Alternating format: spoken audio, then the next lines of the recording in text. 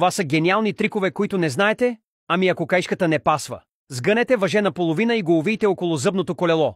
Първо, стегнете двата края и инсталацията е готова с лекота. Поставете бръснарско ножче на гърба на телефона си. Второ, закрепете го с зелена лента, след което го покрийте с кълъв. Знаете ли скритата полза от това? Трето, разхлабен стоманен кабел. Завържете червена цип връзка около горната част на кабела. Завъртете го бързо надолу, за да го стегнете. След това запалете цип връзката и я прикрепете към края, за да я закрепите. Няма да се разхлаби 10 години.